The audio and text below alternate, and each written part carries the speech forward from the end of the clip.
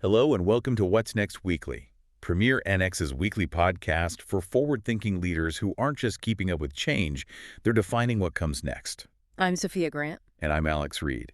Each week, we break down the biggest challenges and opportunities in business growth, digital transformation, and AI, giving you the insights you need to lead with confidence.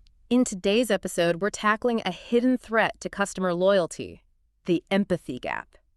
We'll explore how the pursuit of efficiency can accidentally push customers away, how to spot the warning signs in your own automation, and a practical framework for bringing genuine human understanding back into your customer experience. Let's get started. Think about the last time you had a convoluted issue, maybe a strange billing charge, and found yourself just trapped in a digital maze. Oh yeah, it happens way too often. Right. You're practically shouting, "Speak to a representative" into your phone while the automated system just cheerfully texts you a link to an FAQ page. It's the ultimate modern test of patience. So we're talking today about the empathy gap, which is really this growing divide between what these highly efficient automated systems can process and, the actual emotional understanding that customers need when things go wrong. But wait, isn't that the whole point of AI chatbots and interactive voice responses? Well, yeah, to scale things up. Exactly. They handle the predictable high-volume tasks so the company saves money. What's the actual danger there? The danger really lies in how we define predictable. To a mid-market company processing, say, 10,000 transactions, a billing error is just a routine data anomaly. It's just a blip on their radar. Exactly, a blip. But to the customer missing that money, it's a personal crisis. When they reach out in a heightened emotional state, a rigid robotic response doesn't just fail to help, it actively feels dismissive. I see. So it's not just a clunky interface, it's a complete empathy failure. There are actually a few warning signs for this, starting with what we call the handoff highway. How does that actually manifest for the user? It happens when the bot acts strictly as a gatekeeper instead of an actual problem solver. It forces you to navigate multiple menus, only to inevitably route you to a live agent anyway. So it's like being in an automated phone maze where every door you open just dumps you right back out into the lobby. You haven't made any progress at all. Zero progress. And that lack of progress feeds directly into the second symptom, which is the repetition loop. Because these back-end systems often operate in data silos, the bot simply doesn't talk to the live agent software. Let me guess.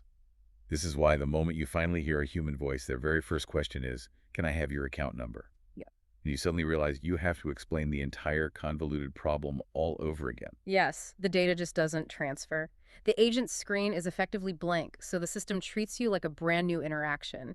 It makes the customer feel completely ignored and ultimately triggers the silent exodus. Which sounds pretty ominous. Does that mean customers are just giving up and walking away without even leaving a bad review or escalating to a manager?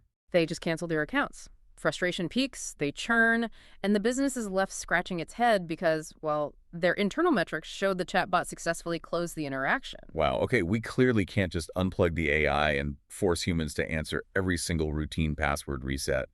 What's the actual mechanism for fixing this without losing the efficiency we built these systems for in the first place?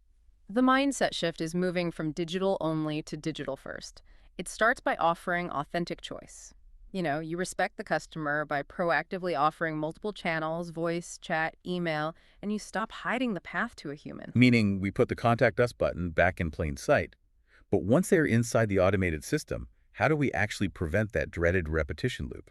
Through contextual escalation, the system needs to recognize its own limits in real time. This isn't just about the customer pressing zero. Right. The AI uses sentiment analysis, measuring variables like typing speed, the sudden use of all caps, or specific frustration keywords to instantly detect rising anger. Wow, so it's basically reading their digital body language. And when it detects that spike in frustration, it instantly hands off the interaction. But it doesn't just hand off the call, it passes the entire transcript and history to the human agent.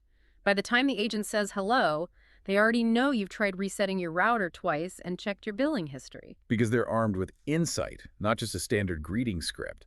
That totally flips the dynamic. The agent isn't a stranger anymore, they're an informed partner jumping in to solve the problem. Technology is finally being used to enable the human touch rather than replace it. The most successful outcome isn't always the fastest automated reply. It's the moment the customer actually feels heard. So I want to leave you with a question to evaluate your own systems. Is your automation designed merely for efficiency? Or is it actually designed to enable empathy? Take a hard look. Are your customers currently stuck on the handoff highway? It's a critical question if you want to stop the silent exodus. We'd love to hear your thoughts on this. Be sure to subscribe to What's Next Weekly and share your takeaways from today's deep dive on LinkedIn using the hashtag What's Next Weekly. You can also head over to premiernext.com for more insights. Thanks for joining us. Until then, keep building what's next.